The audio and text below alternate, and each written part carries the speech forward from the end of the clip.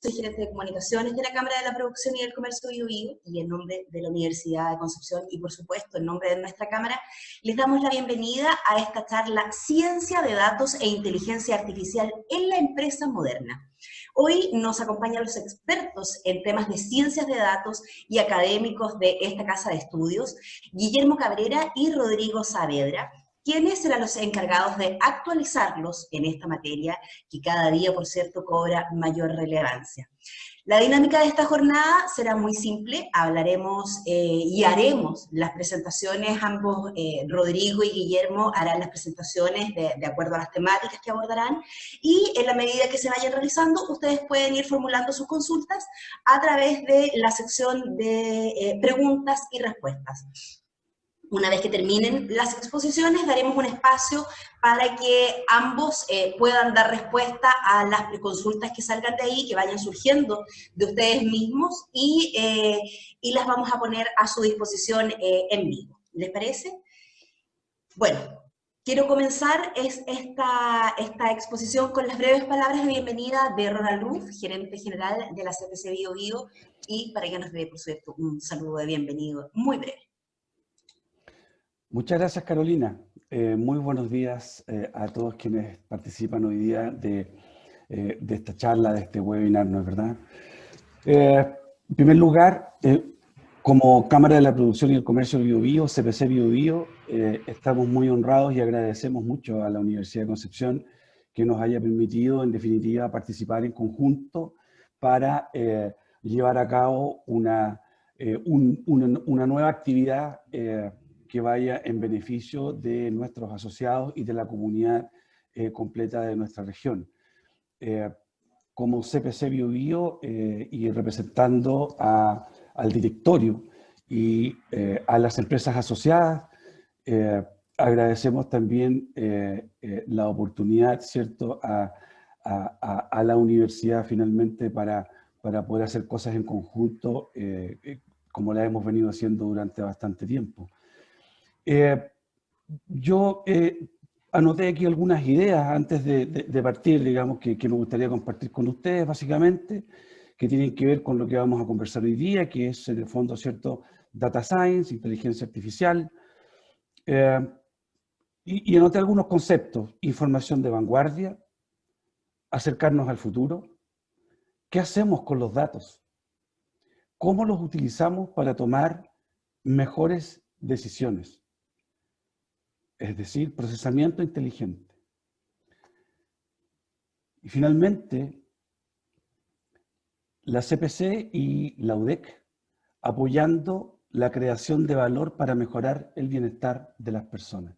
Con estas palabras yo termino, agradezco nuevamente y esperamos tener una charla muy entretenida como sabemos que va a ser. Muchas gracias, Carolina. A mí no me cabe duda que van a ser charlas muy interesantes porque ambos son académicos de gran relevancia, son expertos en su materia y además son capaces de aterrizar la información que para algunos como nosotros en espacios distintos, en contextos laborales distintos, nos aterrizan los datos de tal manera que sean utilizables y manejables y comprensibles para todos. Una vez más, les recordamos que esta charla va a ser grabada y alojada en las plataformas distintas de la Cámara de la Producción y de la Universidad para que ustedes puedan descargarlas en un tiempo más o una vez que ya estén arriba. Vamos de lleno, ¿les parece?, a estas exposiciones. Primero quiero dar la palabra a Guillermo Cabrera, quien es doctor en Ciencias de la Computación, académico y director de la Unidad de Data Science de la Facultad de Ingeniería de la Universidad de Concepción. Guillermo, por favor, dejo el micrófono abierto para tu exposición. Ok, gracias. Voy a comenzar a compartir mi pantalla.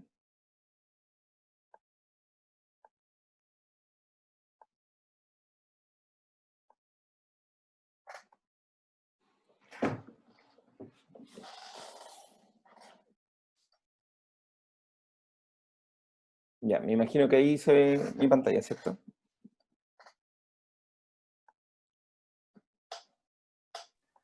Ok, gracias por la invitación, antes que todo. Pero, Guillermo, ¿se ve algo de funciones académicas? No.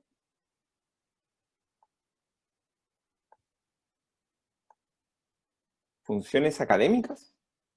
Sí. A ver.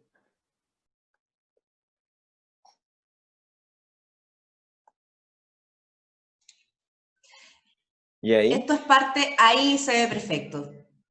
Esto es parte de También lo de que mis funciones sucede académicas. con la tecnología, de las nuevas exposiciones. Ok, ahí sí, ¿no? Ya.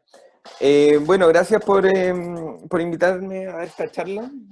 Con Rodrigo nos conocemos hace mucho tiempo. Él llegó hace un par de años a mi oficina, tocó la puerta. Yo soy miembro del Instituto Milenio Astrofísica y en ese entonces mucho de lo que hacía tenía relación con astronomía. Entonces estábamos tratando básicamente de encontrar cosas muy extrañas en el universo y tratar de clasificar automáticamente todo el universo. Ese era como nuestro objetivo. Y en eso llegó Rodrigo a mi oficina y me dijo, oye, yo oí que tú hacías esto con galaxias, ¿lo podrás hacer con árboles? Y yo dije, sí, sí, yo creo que sí.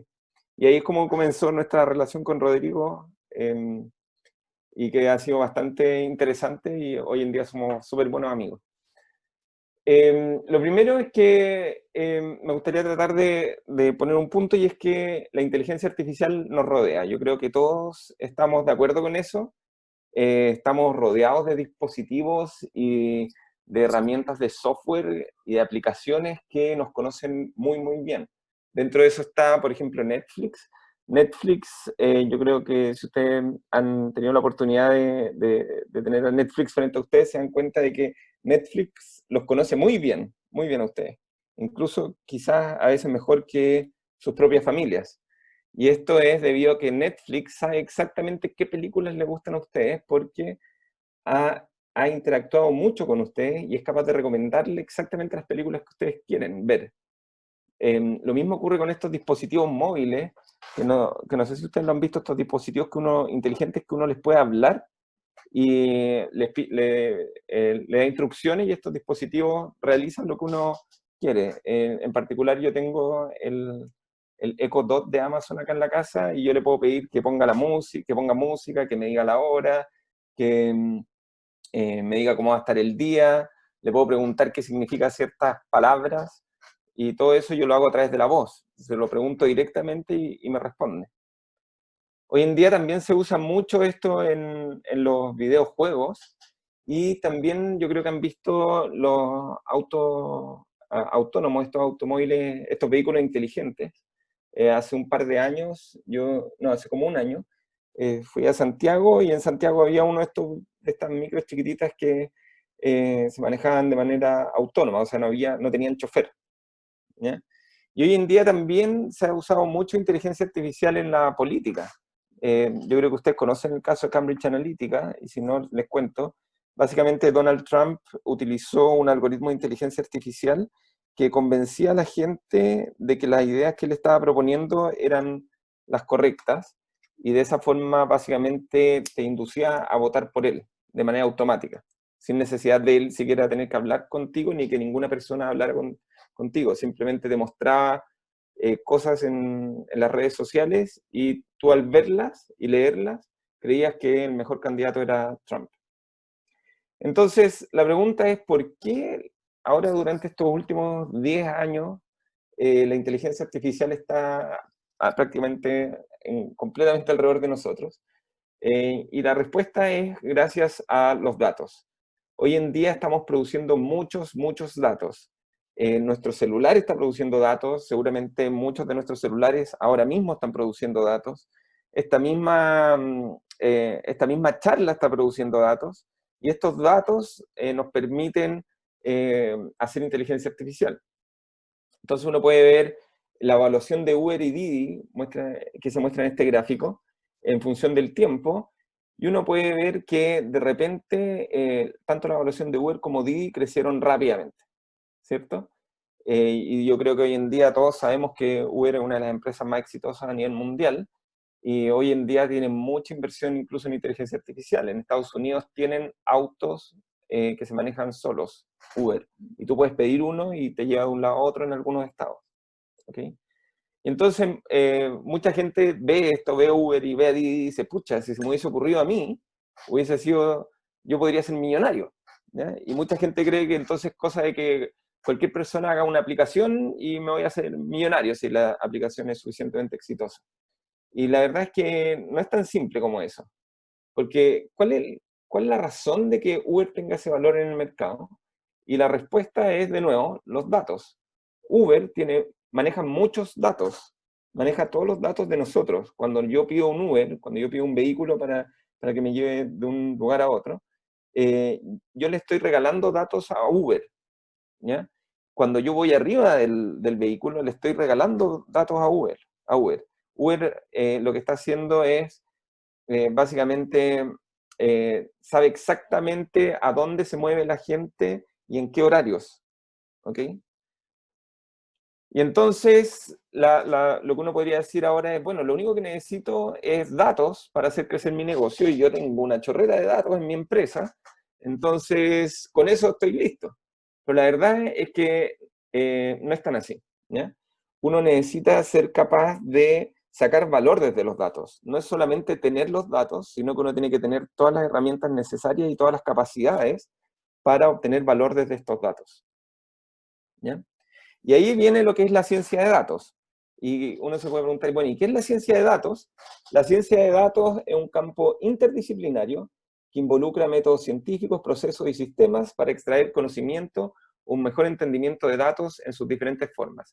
Esta es una definición que a mí me gusta mucho por la siguiente razón, que primero dice que es un campo interdisciplinario. Yo no puedo estar más de acuerdo con esto. Es súper importante la interdisciplinaridad de la ciencia de datos. Yo no puedo trabajar yo solo en ciencia de datos, tengo que trabajar en equipos, ¿ya? Y lo que queremos hacer es extraer conocimiento a través de los datos. Entonces voy a obtener datos, voy a sacar conocimiento, voy a trabajar en un equipo interdisciplinario para tratar de obtener ese conocimiento. Y esta definición es la que a mí me acomoda bastante, la encuentro bastante certera. Hay mucha discusión al respecto de qué es lo que es ciencia de datos y qué no es ciencia de datos. Pero esta es la que a mí me gusta y esta la saqué de Wikipedia. ¿Okay? Entonces, el proceso del científico de datos, según mi visión, funciona de la siguiente forma. Yo tengo un requerimiento o pregunta, tengo alguna pregunta que yo quiero responder a partir de los datos, y lo que hago es que voy y recolecto los datos. Luego de que recolecto los datos, generalmente los datos están bastante sucios y uno tiene que hacer una limpieza de datos. Después de que limpio los datos, tengo que explorar los datos. Esto es básicamente ver qué es lo que tengo en mis datos y empezar a pensar si es que estos datos de verdad pueden responder mi pregunta o pueden ayudarme con mis requerimientos, ¿ya? Generalmente acá lo que uno hace es hacer histogramas, mostrar distribuciones, mostrar los gráficos, los datos a través de distintos gráficos. Y después de eso pasamos a lo que es el modelamiento. Y el modelamiento es cuando uno crea algún modelo que sea capaz de responder tu pregunta o de ayudarte con tu requerimiento. Después de que tengo este modelo andando, lo tengo que evaluar muy bien, el modelo, y después tengo que ser capaz de comunicar a mi organización los resultados que yo obtuve con mi modelo. Y esto es súper importante porque no hay ningún modelo que sea perfecto, ¿ya? Y tanto el científico de datos, que es el que entiende perfectamente el modelo, como quien está tomando la decisión acerca de qué hacer con estos modelos, tiene que entender que no va a haber nunca un modelo perfecto.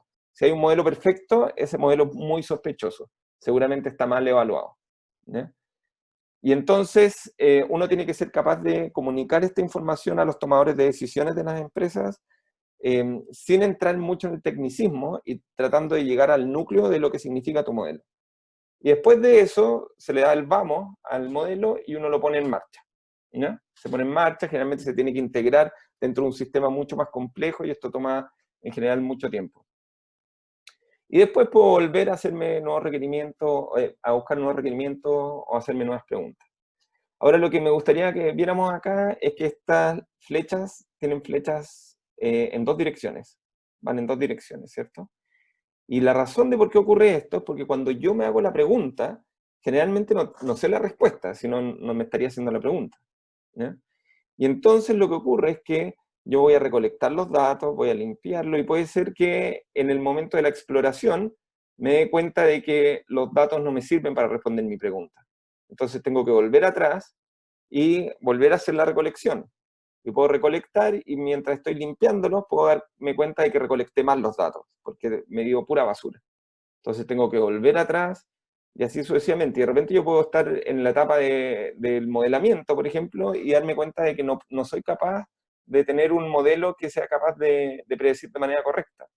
Entonces tengo que volver atrás, y así sucesivamente. Puede ser que esté en la puesta en marcha, esto es muy común, que esté en la puesta en marcha, y me dé cuenta que mi modelo usó algún supuesto muy fuerte que no es real. Y entonces, en la realidad, cuando yo lo integro al resto del sistema, me doy cuenta que mi modelo no funciona bien. Y puede ser que ahí tenga que volver atrás al modelamiento. Y puede ser incluso que llegue de vuelta hasta los requerimientos pregunta y me dé cuenta de que no tengo la capacidad de responder esta pregunta. O que la pregunta fue hecha de una manera incorrecta. Y entonces tengo que volver a hacer todo esto. Entonces, esto es básicamente no lineal. No voy a ir avanzando hacia adelante todo el rato, ¿ya? A veces voy a avanzar, voy a retroceder. Y por lo mismo es muy difícil entender o calcular los tiempos para un proyecto de ciencia de datos. Porque en general no tengo la respuesta. No sé cuál va a ser la respuesta a la pregunta que estoy haciendo. ¿Qué es lo que se requiere para trabajar en el área? ¿Ya? Este es la visión de Jim Gray. Jim Gray es un ganador del premio Turing. El premio Turing es como el Nobel de la ciencia de la computación. Entonces, como si uno dijera, se ganó el Nobel en computación, ¿ya? Y él fue el primero que empezó a hablar de este tema, el 2007 o antes, no lo recuerdo, pero a finales de la década pasada, ¿ya? Y lo que él decía era que para hacer este tipo de proyectos lo que uno necesita son científicos, que es lo que él llama que son los expertos en el área. Entonces, ellos son los que te van a decir, necesito responder esta pregunta, o necesito resolver este problema, o ayúdame con esto, ¿ya? Necesitas los mineros, que son los que están a cargo de todos los algoritmos de minería de datos, que son todos los algoritmos de inteligencia artificial. Necesitas los plomeros, que son los que se encargan de mantener las bases de datos y que son los que están preocupados de que todo el resto tenga acceso a los datos de manera lo más rápida posible y lo más simple posible. Y además tienes a todo el equipo que trabaja en las herramientas que te van a servir para visualizar las respuestas y entender las respuestas a las preguntas que se hicieron, ¿ya? Y lo que es súper importante es que todas estas personas tienen que comunicarse de manera eficiente y efectiva. Entonces, ellos tienen que ser capaces de hablar entre ellos y tienen que ser capaces de entender el idioma del otro. Entonces, por ejemplo, el que hace los algoritmos de inteligencia artificial tiene que entender, por ejemplo, cómo están almacenados los datos, ¿ya? Y el que está a cargo del almacenado de los datos y de poner a disposición los datos tiene que ser capaz de entender para qué necesitan los datos. Entonces, todo esto, en general, estos equipos son personas que conocen de todo un poco, pero son especialistas en al menos una cosa, ¿ya? En términos de las áreas, fíjense que acá tengo 3 áreas: la ciencia de la computación, las matemáticas y las estadísticas, y acá el conocimiento del dominio, ¿ya? Si es que yo mezclo la ciencia de la computación con la matemática y la estadística, ahí es donde uno llega al área de Machine Learning. Si es que uno mezcla la matemática y las estadísticas con el conocimiento del dominio, ¿ya? Entonces lo que tú estás haciendo es una investigación tradicional. O sea, básicamente estás haciendo algún modelo matemático que represente algo en tu negocio, ¿ya? Si es que tú mezclas la ciencia de la computación con el conocimiento del negocio, lo que hace es ingeniería de software. O sea, estás haciendo software, programas para la necesidad de tu negocio. Y acá al medio está este unicornio, que es el científico de datos. Este científico de datos tiene que entender de computación, tiene que entender de matemáticas y estadísticas, y tiene que entender del dominio, ¿ya? Y fíjense que está representado con un unicornio. Y es un unicornio porque un unicornio es un animal que es muy difícil de encontrar, casi imposible de encontrar en la naturaleza. Y lo mismo ocurre con el científico de datos. Hoy en día el científico de datos, el buen científico de datos que es capaz de hacer estas tres cosas, es muy, muy difícil de encontrar. Y de nuevo, no estoy diciendo que tiene que ser experto, especialista en estas tres, pero tiene que ser especialista en al menos una y ser capaz de hablar estos tres idiomas. ¿Ya? ¿Qué es lo que se requiere en términos de herramientas? Bueno, necesitamos extraer información de los datos, necesitamos manejar datos, necesitamos machine learning, necesitamos hoy en día deep learning, se usa mucho deep learning, que es como la gran revolución de la inteligencia artificial de los últimos años.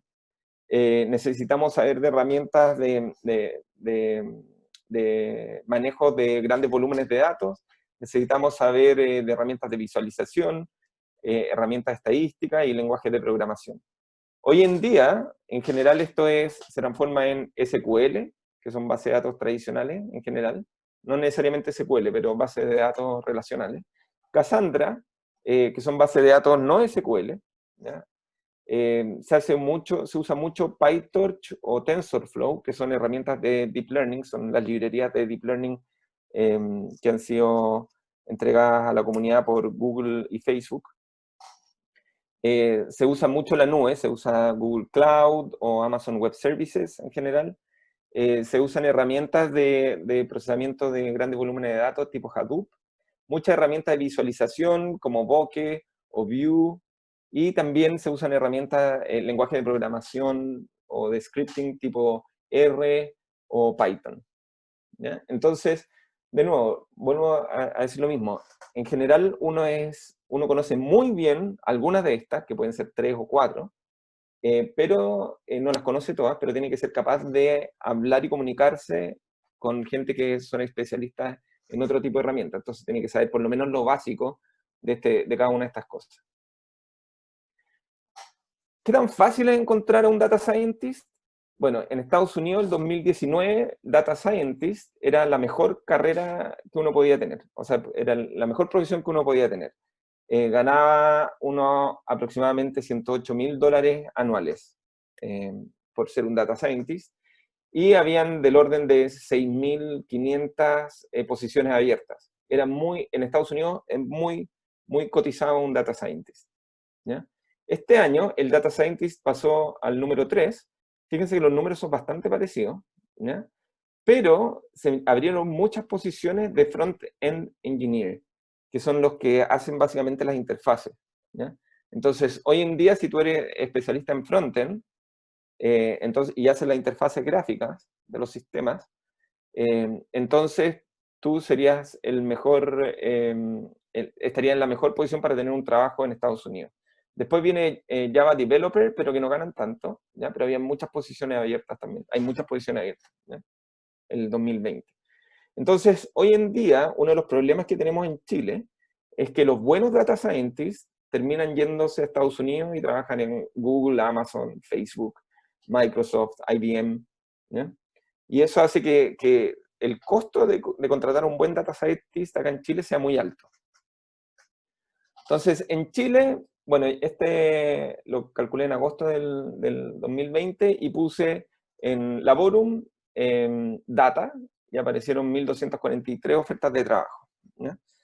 Yo he hecho este mismo trabajo, este mismo estudio así simple, súper simple, desde hace 4 años atrás, y hace 4 años atrás aparecían 10 de estas, ¿ya? Hoy en día en Chile ha tenido un impacto importante en las empresas, todo el análisis de datos, y por eso están contratando mucha gente en el área, ¿ya?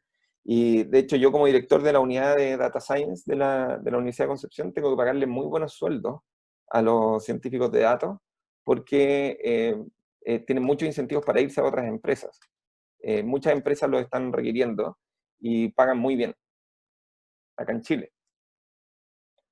Algunos ejemplos de cosas que se han hecho en Chile, yo creo que conocen la Not Mayo, y si no la conocen yo se las presento. La Not Mayo es una mayonesa vegana que tiene un sabor muy parecido al de la mayonesa normal, la hecha con huevo, ¿ya? Y esta fue hecha por la compañía que se llama Not Company, y ellos lo que hicieron fue, básicamente usaron un algoritmo de inteligencia artificial donde recopilaron muchos datos y a partir de estos datos empezaron a combinar los ingredientes para hacer mayonesa con ingredientes veganos, pero que tuviese el sabor de la mayonesa real, ¿ya? En particular, yo conozco muy bien a Karim Pichar acá, que él es académico de la PUC, y él se demoró mucho tiempo en esto. Él estuvo, no sé, como 10 años, hace 10 años empezó a trabajar en este proyecto, y ha sido un proyecto muy exitoso, pero que tomó mucho trabajo también, ¿ya? Otro ejemplo de industria chilena que ha hecho análisis de datos es Corner Shop. Corner Shop hoy en día, al igual que Uber, necesita saber exactamente dónde están sus compradores y sus vendedores, de tal forma de que, o sea, perdón, los que hacen los pedidos y los que hacen las compras, ¿ya? Y entonces ellos tienen que analizar muchos datos. Yo creo que ustedes saben que Corner Shop también es una empresa que es súper exitosa a nivel internacional, siendo una empresa que nació en Chile. Hoy en día, Corner Shop fue comprada por Walmart y ha sido un rotundo éxito. También Corner Shop tomó mucho tiempo, ¿eh? No es una cosa así como que un día para otro dijeron, oye, hagamos esta aplicación. Y en, no sé, 2 meses la tuvieron levantada. No, también le tomó años tener una aplicación tipo Corner Shop, ¿ya? Este es otro ejemplo que es más cercano. Este es Alerce, que es un sistema que desarrollamos acá en Chile, y en el cual lo que hacemos es básicamente un sistema que se conecta a los telescopios alrededor del mundo, y utilizando inteligencia artificial y análisis de datos, automáticamente clasifica todo lo que va apareciendo en el universo, ¿ya? O todo lo que vamos recibiendo, todo lo que va apareciendo que recibimos nosotros. Entonces, básicamente lo que hacemos es que tenemos un telescopio que está conectado, está tratando de observar cosas que cambian, como por ejemplo galaxias que emiten, hacen rayos de energía, o estrellas que explotan, o incluso asteroides que pudiesen potencialmente chocar con la Tierra. Y eso es verdad, eso se hace y es súper importante. Es uno de los problemas más importantes de la humanidad, que no nos choque un asteroide, ¿ya? Entonces, de verdad estamos buscando asteroides que pudiesen chocar con la Tierra. Y lo que nosotros hacemos es que nos conectamos a telescopios que están en otros lugares, y automáticamente los pasamos por nuestro sistema, y este sistema te dice, te los clasifica todos automáticamente. Entonces te dice, mira, acá hay un asteroide, acá hay una supernova, acá hay una AGN, etc. ¿Ya? Este es un equipo bastante grande. Somos alrededor de 30 personas más o menos, quizá entre 30 y 40 personas. Y lo que estamos, el sistema en sí es un sistema súper complejo, y es un sistema que está conectado y te clasifica las cosas en tiempo real. Y eso es súper difícil, hacer todo en tiempo real, ¿ya? Bueno, y ahí es donde entra la historia, en la historia de Rodrigo. Rodrigo vio el tipo de cosas que nosotros hacíamos en el universo, digamos. Y él tocó mi puerta un día y me dijo, oye, ¿sabéis que quiero ver si puede, en vez de apuntar hacia arriba, apuntemos hacia abajo y vemos si es que con imágenes de drones podemos encontrar arbolitos en las imágenes, ¿ya? Y eso fue lo que hicimos. Generamos un sistema de visión computacional que lo que hace es que los drones se vuelan por arriba de las plantaciones y vamos localizando los árboles, ¿ya? En algún momento, debido a las necesidades de la empresa Rodrigo, que es Arauco, nos dijeron, ¿saben que esto no está escalando porque no necesitamos solo el algoritmo, necesitamos una interfaz para tener acceso a todos los modelos y a la información? Y entonces desarrollamos lo que es el Deep Hub, que es un sistema completo donde te permite entrenar los modelos de inteligencia artificial. O sea, tú les vas diciendo cómo tienen que funcionar, y ellos automáticamente te predicen sobre todos los predios. Otro ejemplo de cosas que hemos hecho es esto de acá, que es conteo automático de vehículos. Entonces, básicamente lo que hacemos es que vamos contando cuántos autos o qué tipo de vehículos van pasando entre distintas intersecciones en distintas calles. Y hoy en día, desde la unidad hemos apoyado fuertemente todo lo que es desarrollo con COVID. Hemos hecho muchas cosas, desde proyecciones de ver qué es lo que va a pasar con el coronavirus, tratar de predecir el uso de camas, análisis de imágenes. Entonces, en este caso en particular, lo que estoy mostrando es un algoritmo de inteligencia artificial que automáticamente te encuentra las infecciones producidas por el coronavirus en tomografía computarizada. Y debido a eso obtuvimos un proyecto en el cual estamos trabajando con la Universidad de Chile y que básicamente lo que hacemos es, estamos tratando de integrar la inteligencia artificial en el hospital clínico de la Universidad de Chile, que es un problema aparte. O sea, una cosa es tener los algoritmos de inteligencia artificial y la otra es que estos funcionen en la práctica clínica. En Chile también, muy importante, el gobierno de Sebastián Piñera lo que hizo es que está impulsando una política de inteligencia artificial y hay varios grupos a nivel nacional que están hablando de esto. Entonces, básicamente se dieron cuenta de que la inteligencia artificial es súper importante y que va a tener un impacto súper grande en la sociedad y definieron la necesidad de crear una política en torno a esto. Ahora, quizá algunos de ustedes se preguntan cómo yo puedo hacer carrera en ciencia de datos o cómo yo puedo armar un equipo en ciencia de datos. ¿Qué es lo que voy a necesitar? ¿O a qué tipo de persona voy a tener que contratar? ¿No? Y la verdad es que si ustedes se acuerdan de estas slides que presenté anteriormente, necesitamos gente que sea especialista en el dominio, gente que sepa de algoritmos de inteligencia artificial, gente que sepa de manejo de datos y gente que sea capaz de ayudar con las interfaces, ¿cierto? Y necesita saber de todo esto un poco por lo menos, ¿ya? Entonces, en general, la gente que nosotros contratamos en la unidad de Data Science son ingenieros informáticos o en computación, o gente que tenga ingeniería en matemáticas o estadística, ¿ya? Estos personajes en general saben mucho de cada una de estas cosas, sé que son los buenos, digamos, los buenos de cada una de estas carreras saben mucho de estas cosas. En particular, nosotros en ingeniería informática en la Universidad de Concepción, les enseñamos todo esto durante el pregrado, así que los ingenieros salen sabiendo todo esto. En general, yo prefiero a alguien con un magíster, esa es la verdad, porque cuando uno está haciendo la ciencia de datos, se enfrenta a problemas que no tiene solución, o que si la solución estuviese ya la tiene resuelta, entonces no es un problema tan desafiante. Los alumnos de magíster generalmente tuvieron que enfrentarse a un problema sin solución, y entonces son muy buenos para básicamente chocar contra la muralla y empezar a romperla de a poco. ¿Okay? Los doctores también, los doctorados también son muy útiles por la misma razón. Y lo otro que es súper importante es que en las instituciones yo creo que, como muestro en estas slides, es muy importante que todos sepan al menos la base para que puedan comunicarse con el resto. Tú puedes ser especialista en el dominio, pero tienes que saber de minería de datos, tienes que saber de almacenamiento de datos, de herramientas de visualización y cosas de ese estilo. Entonces, para eso nosotros creamos diplomas en ciencias de datos, y hay varios, tengo que decir que hay varios diplomas en el mercado. Entonces nosotros tenemos este diploma de ciencia de datos avanzados que va a comenzar próximamente en su segunda versión en la Universidad de Concepción, y que ahora actualmente yo soy el director del programa y estoy revisando las postulaciones, porque hay que postular, porque yo no voy a admitir a cualquier persona que después sepa que yo sepa que puede ser que no sea capaz de seguir los ramos. Entonces estoy revisando las postulaciones. Ya cerró el plazo de inscripción, pero si alguno de ustedes quisiera inscribirse, pueden contactarme a mí o contactar a Carla o contactar a Antonieta, que están acá, porque estamos actualmente seleccionando a los candidatos, ¿ya? Y yo creo que estos son muy importantes porque es importante que las organizaciones, que varias personas sepan de esto en las organizaciones, aun cuando no sean especialistas, porque estas personas son las que van a tener que definir los equipos que van a trabajar en el área, ¿ya?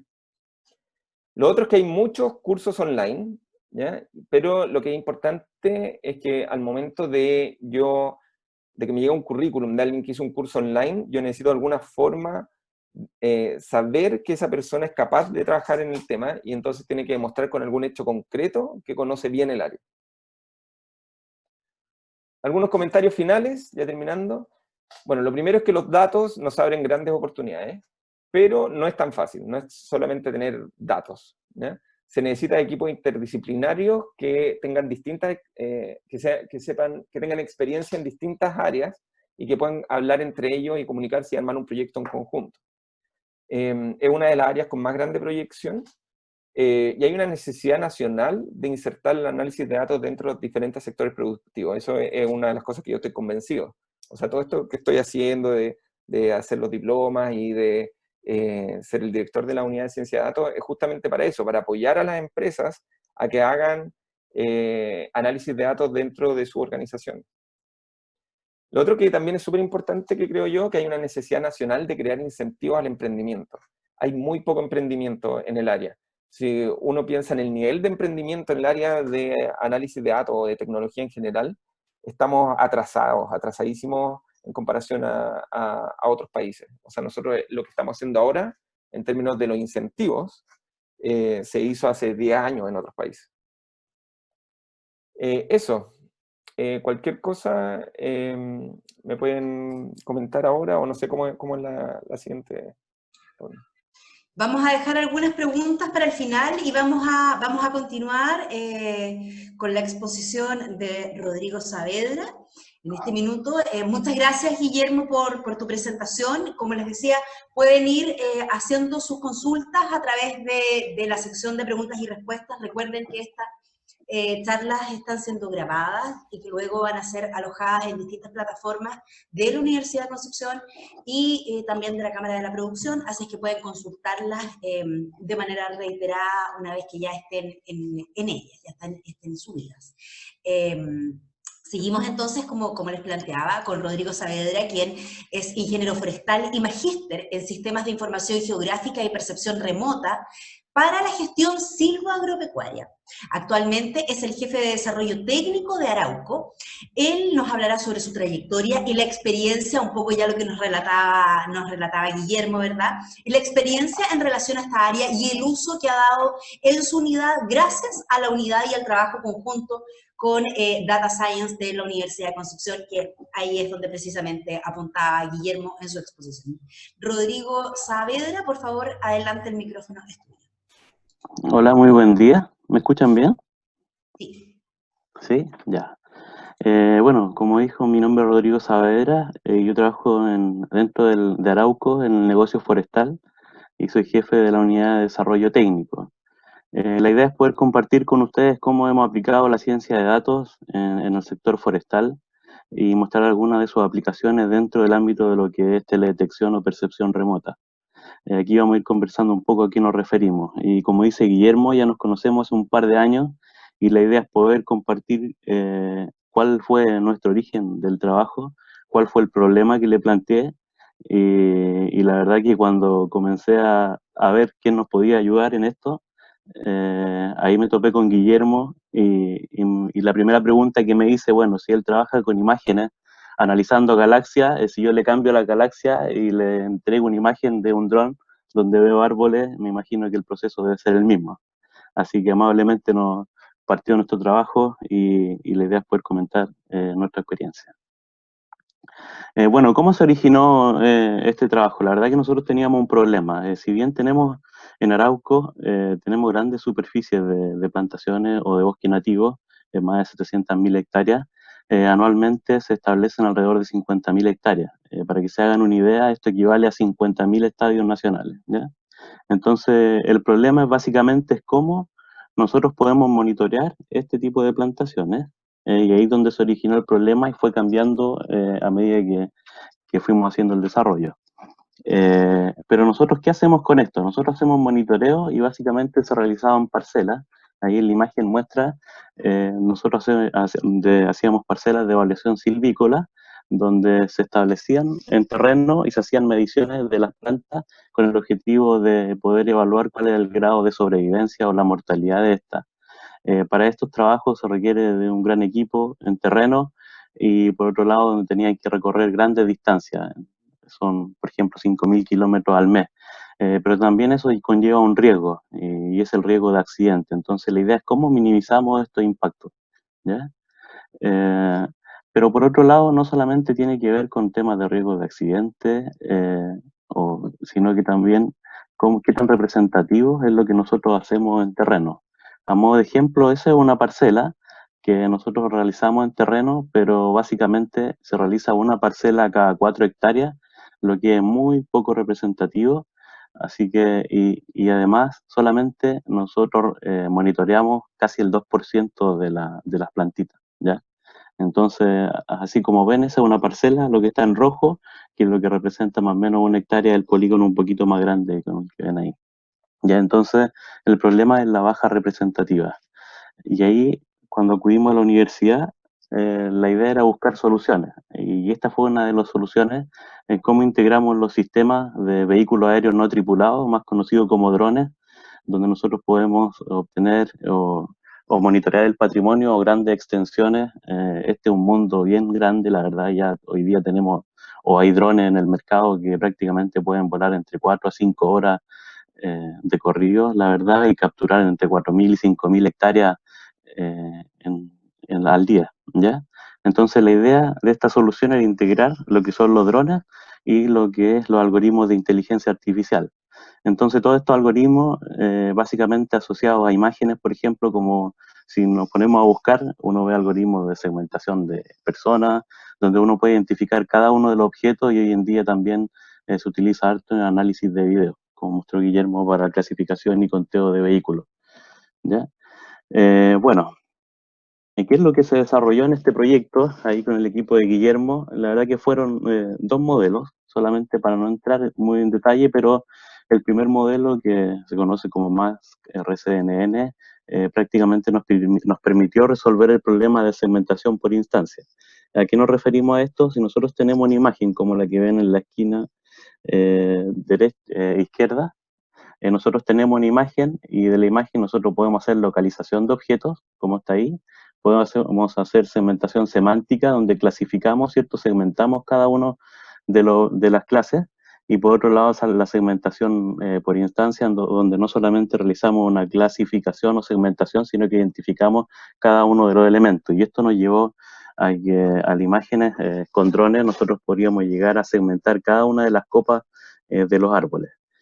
¿Por qué segmentar? Porque la verdad que si uno lo asocia a imágenes multiespectrales, ahí vamos a ir viendo más adelante a qué me refiero, nosotros podemos extraer algunas características como la actividad fotosintética de cada una de las plantitas y poder determinar el grado de mortalidad o de sobrevivencia que tienen las plantas o si tienen algún problema sanitario, ¿ya?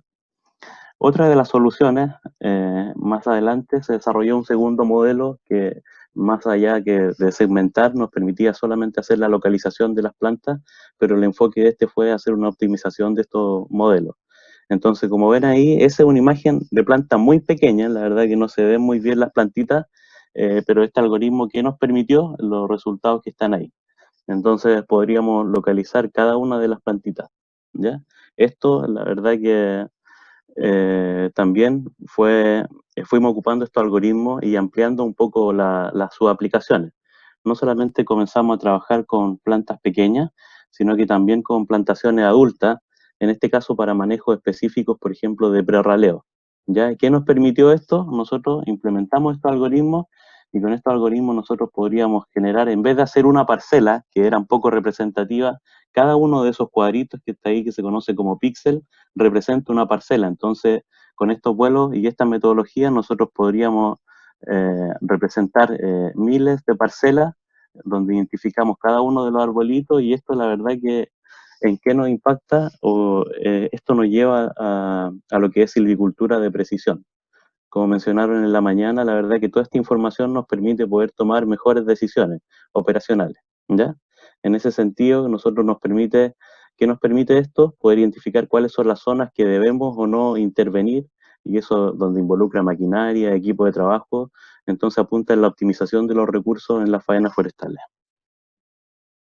Bueno, no solamente lo aplicamos en plantaciones recién establecidas y adultas, sino que también nos fuimos al origen. El origen de las plantas son los viveros forestales. Para que se hagan una idea, nosotros tenemos viveros que producen entre 50 y 60 millones de plantas al año. Ya, pero ¿cómo podríamos también mejorar o optimizar el monitoreo también de este gran volumen de plantitas? También nosotros eh, lo hemos desarrollado o aplicado a temas de vivero y, por ejemplo, como aparece en la imagen, también nos permite realizar un conteo o monitorear cada una de las plantitas, ¿ya? Pero la verdad que no solamente nos permite realizar inventarios. Nosotros, como les comentaba, podemos asociarla a otro tipo de información con cámaras multiespectrales para conocer actividad fotosintética de las plantas, pero a modo de ejemplo, eh, aquí no solamente con nosotros con las imágenes de los drones obtenemos cientos de imágenes que están una tras otra, ¿ya?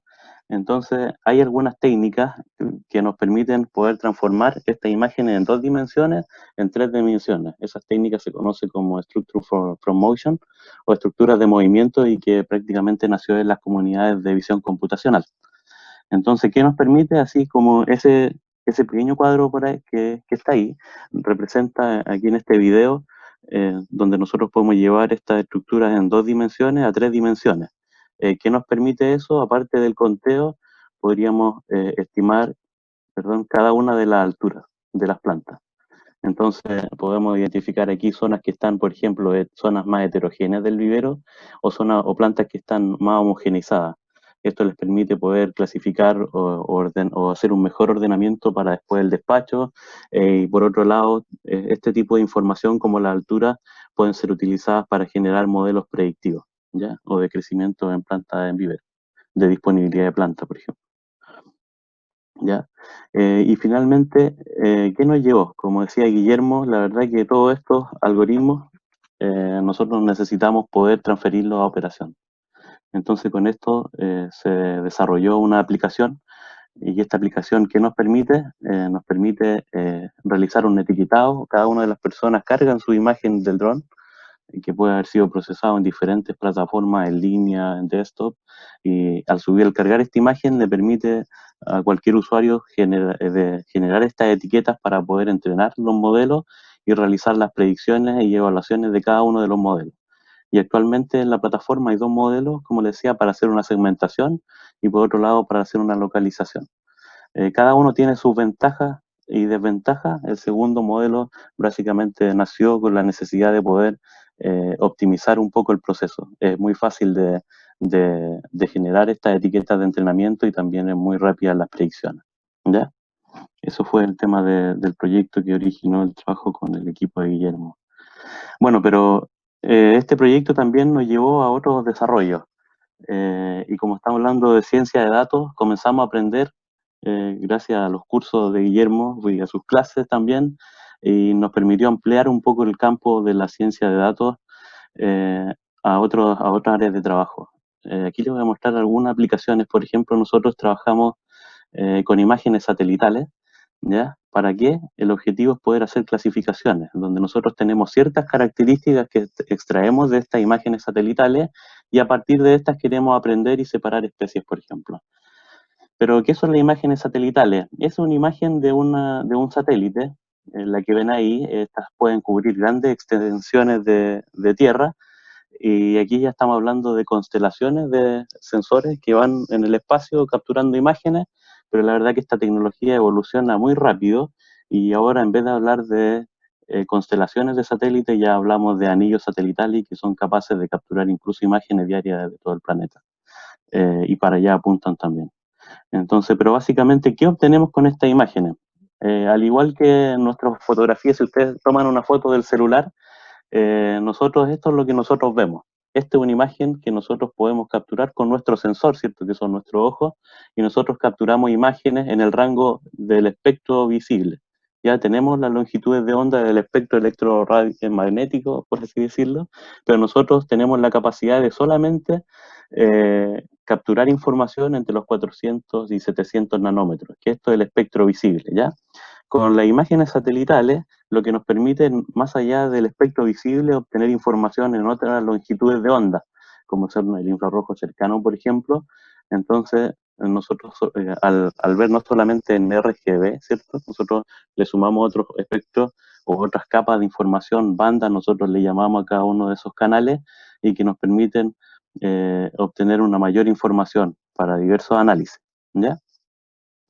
Entonces, ¿en qué lo hemos aplicado? Esto, por ejemplo, es un caso donde nosotros tenemos una imagen satelital y a través de estos modelos nosotros podemos generar, por ejemplo, mapas de probabilidades de cada una de las clases, y estas clases pueden representar especies, por ejemplo, o tipos de uso. Entonces nosotros tenemos una imagen y cada una de estas capas, por ejemplo, las zonas más intensas o más rojas, son las de mayor probabilidad de corresponder a una misma clase, ¿ya?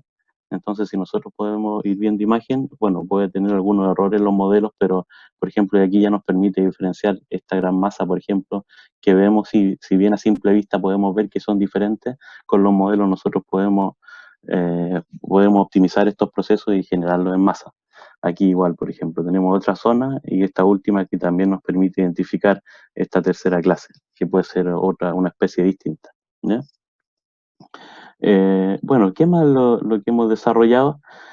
Cuando hemos trabajado también o comenzamos a trabajar en lo que es imágenes hiperespectrales, ¿ya? Pero la verdad es que cuando uno menciona hiperespectral o espectros, lo primero que se viene a la mente son los cazafantasmas o el remake que se hizo también de los mismos, o al típico personaje que está ahí, pegajoso, ¿ah? Como dice ahí, cualquier parecido, la verdad que no tiene nada que ver, es pura coincidencia con la realidad.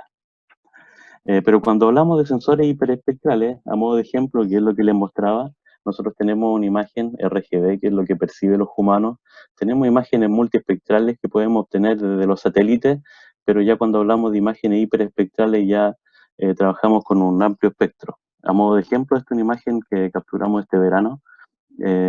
Solo para poder comentar, nosotros sacamos algunas muestras, para este caso algunas muestras de ejemplo, y nosotros, como les comentaba, más allá del espectro visible que nosotros vemos, que son de los 400 a los 700 nanómetros, nosotros ya estamos haciendo análisis del espectro más completo de los 400 a los 2500 nanómetros.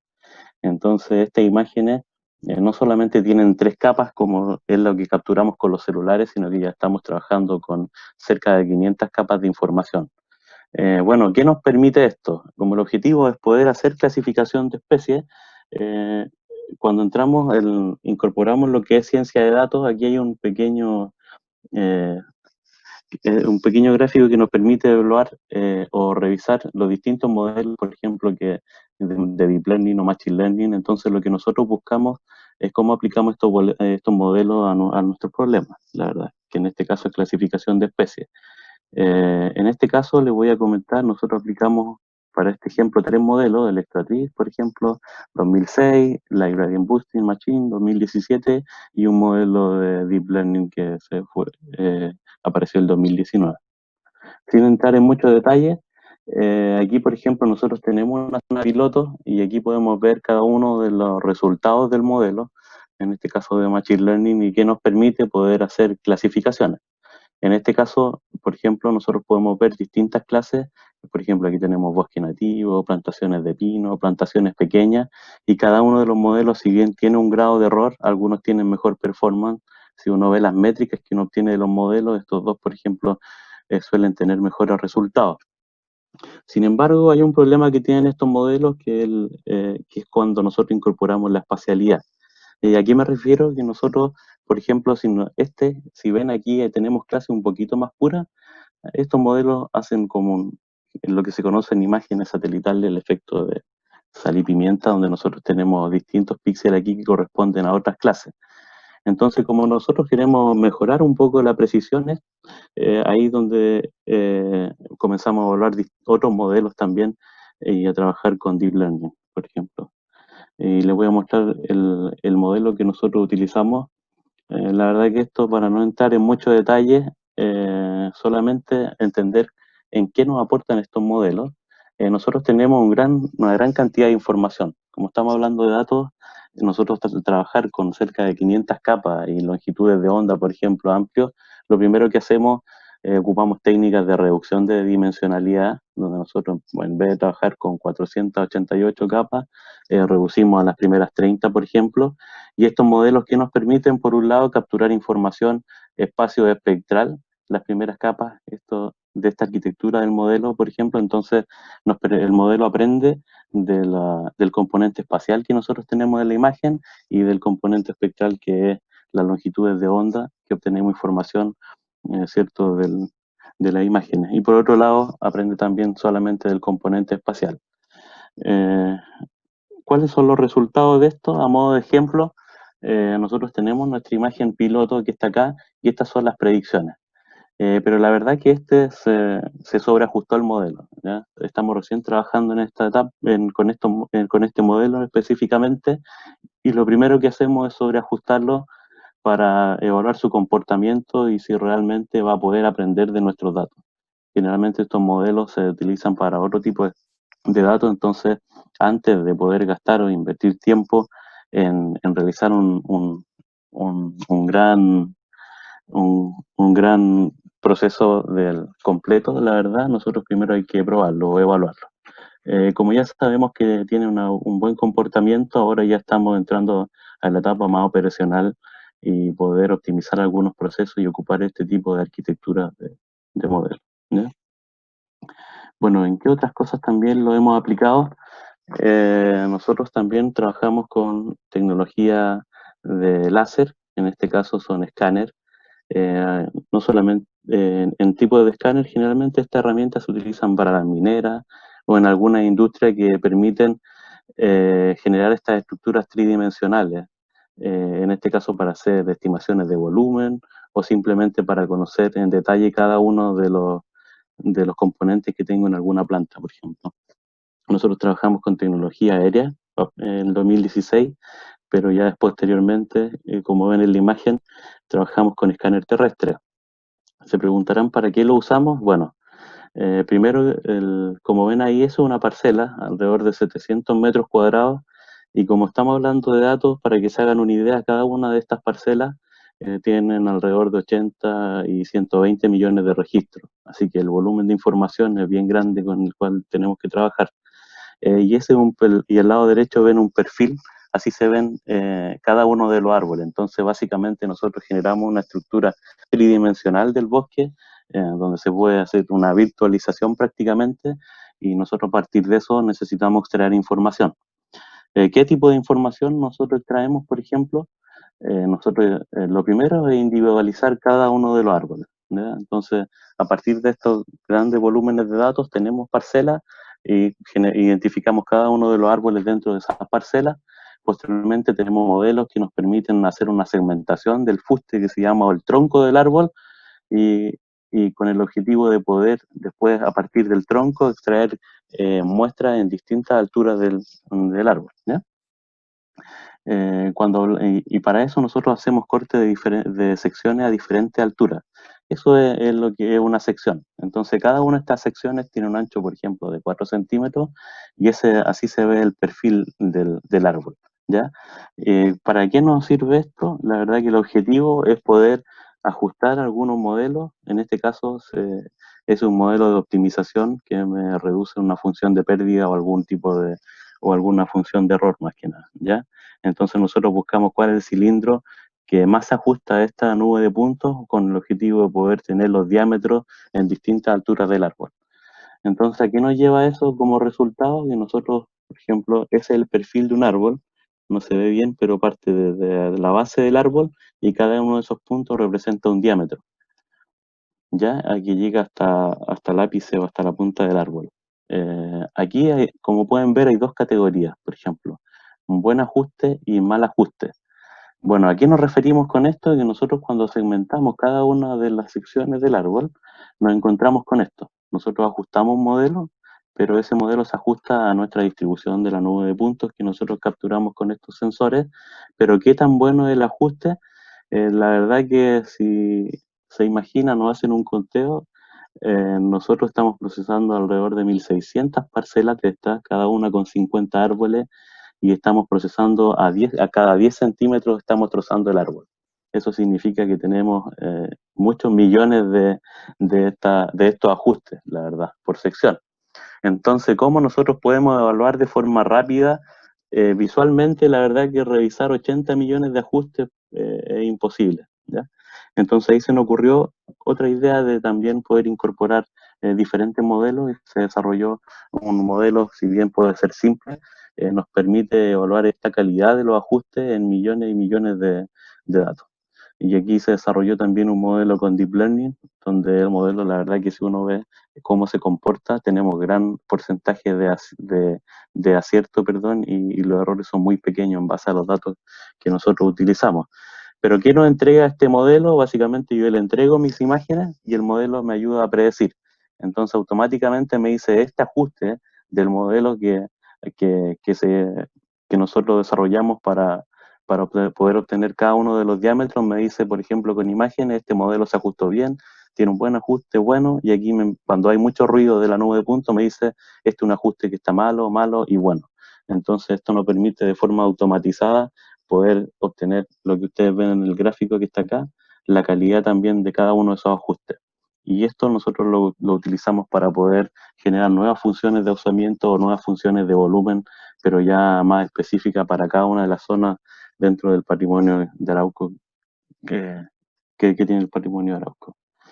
La verdad que eso es lo que por ahora les quería mostrar, que se viene. Espero que les haya gustado, así que quizás lo podamos ver en otra oportunidad.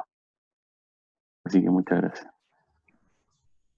Bueno, muchísimas gracias, Guillermo, muchísimas gracias, Rodrigo. La verdad es que teniendo esta información a mano uno puede darse cuenta que en verdad la utilización de datos da para todo, no solamente para las predicciones, como decía, como nos contaba Guillermo al principio, que son un poco sorprendentes y asustan, porque cuando uno las analiza, efectivamente, Don Netflix nos conoce muchísimo más que nuestras propias familias. Siempre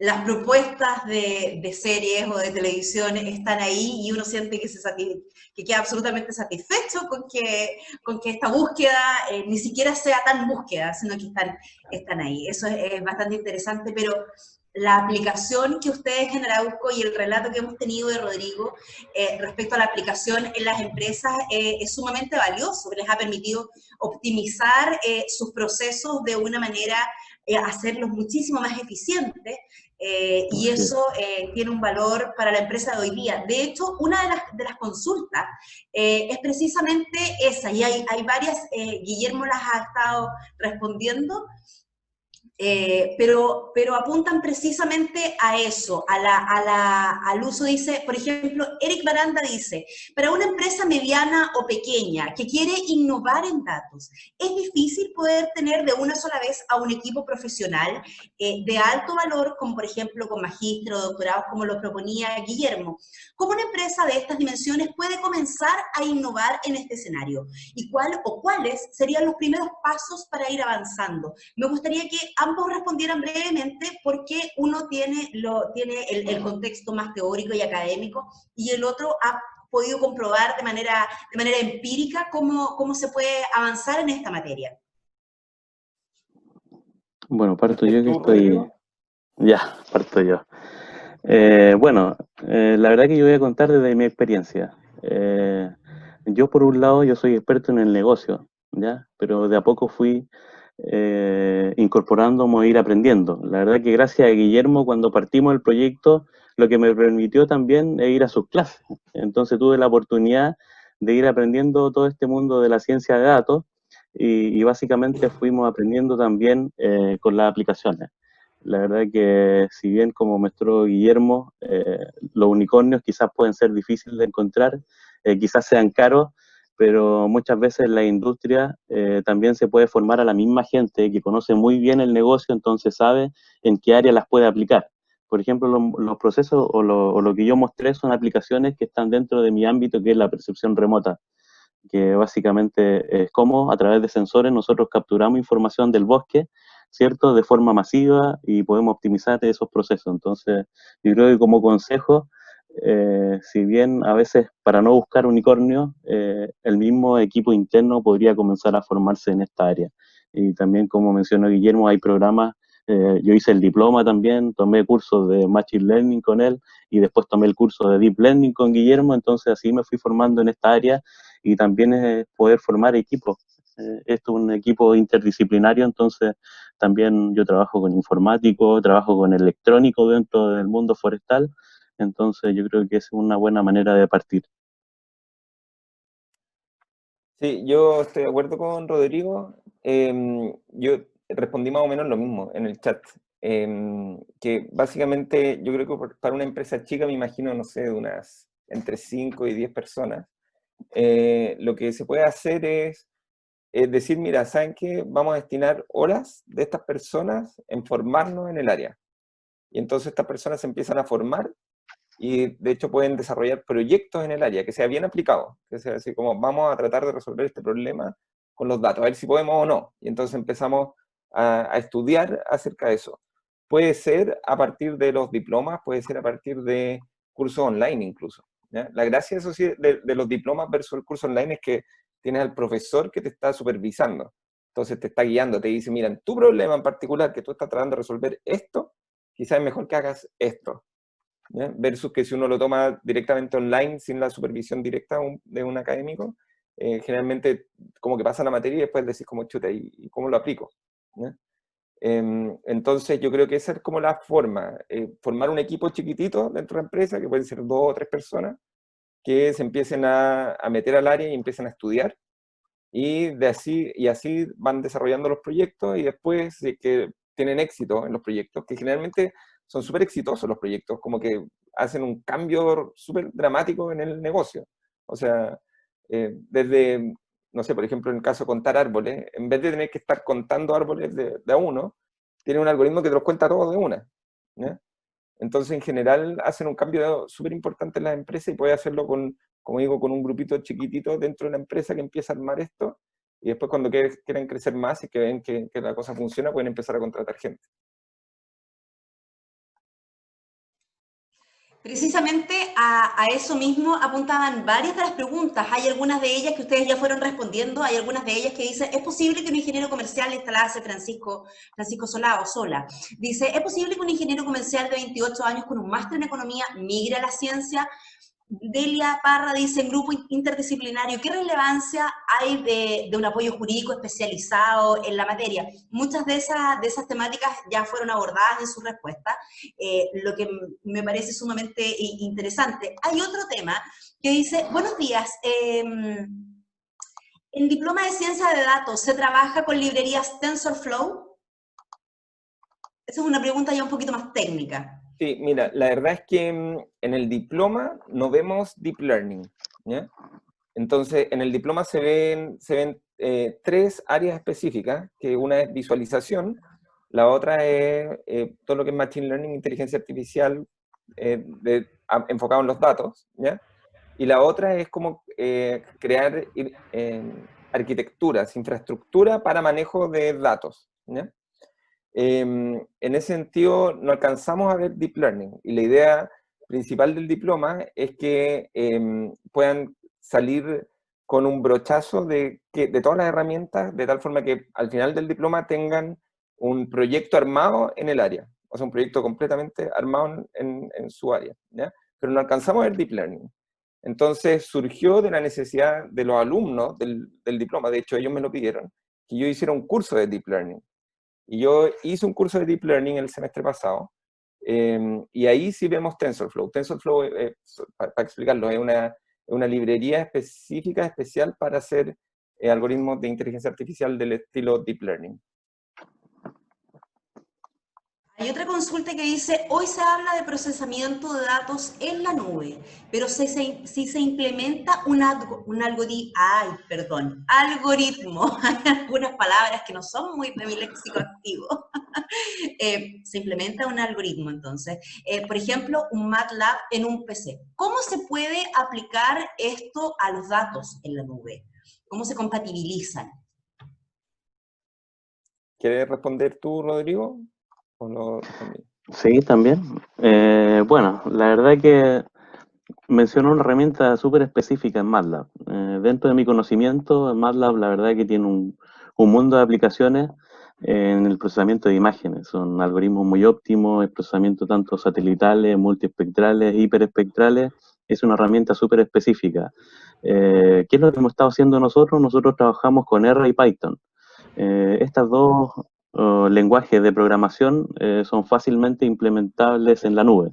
Ya nosotros, por ejemplo, tenemos máquinas virtuales, en este caso utilizamos G-Cloud, y nosotros configuramos máquinas de acuerdo a nuestras necesidades, no sé, con sistemas operativos, por ejemplo, libres, con Linux, por ejemplo, para ahorrar costos. Entonces prácticamente los costos en temas de sistema operativo son súper bajos. Y sobre esas máquinas virtuales nosotros ya instalamos, por ejemplo, no sé, Jupyter Notebook para poder programar en Python, instalamos R también o RStudio, entonces es fácil poder implementarlo en la nube, no es tan complejo. No sé si ahí respondo o puede complementar Guillermo. O sea, como yo complementaría es que, bueno, primero MATLAB no es gratis, ¿ya? Entonces, nosotros no usamos MATLAB por eso. Pero lo que sí hacemos es que cuando tenemos algún programa, generalmente generamos un prototipo rápido que funciona en un computador y después vemos cómo escalarlo en la nube. Entonces después generalmente lo que hacemos es levantamos un computador en la nube, se llaman máquinas virtuales, que es como básicamente armar un computador en la nube, y corremos esto en ese computador, en esa máquina virtual. Si necesitamos más máquinas virtuales, entonces generamos más máquinas virtuales en la nube y así, e incluso las podemos conectar si queremos. Estaba muteada ahora. Bueno, hay muchas personas que están interesadas en tener certificaciones, en irse perfeccionando y, por cierto, en utilizar estos datos y el uso de la data para sus propias empresas, para optimizarlas, que es el objetivo de esta reunión, de esta jornada. Dice Francisco Solá, dice, me gustaría obtener un PhD en ciencia de datos, muy interesado de hecho en herramientas de Machine Learning e inteligencia artificial, como lo que hacen en Arauco y en Tesla para optimizar los vehículos, por ejemplo. ¿Dónde pueden acceder a esa información? ¿Dónde pueden encontrar la misma información y los mismos diplomados o cursos que está impartiendo la Universidad de Concepción para que le recordemos a quienes están conectados en este minuto? Sí, los cursos que estamos haciendo, el diploma se puede ver en uds.udec.cl, ahí está toda la información de los diplomas. En términos de lo que él pregunta, que es súper específico, que es un doctorado en ciencia de datos, yo te diría, acá en Chile no hay un buen doctorado en ciencia de datos, ¿ya? Lo que sí hay doctorados en ciencias de la computación, y dentro de los doctorados en ciencia de la computación uno puede seguir la línea de ciencia de datos. Entonces es como es un tema más histórico, ¿eh? Que en general acá la ciencia de datos se realiza a través de o los departamentos de estadística o los departamentos de ciencia de la computación. Y en particular nosotros en la Universidad de Concepción tenemos el doctorado en ciencias de la computación, que tiene una línea de especialización en ciencia de datos. Entonces tú puedes seguir la línea de ciencia de datos.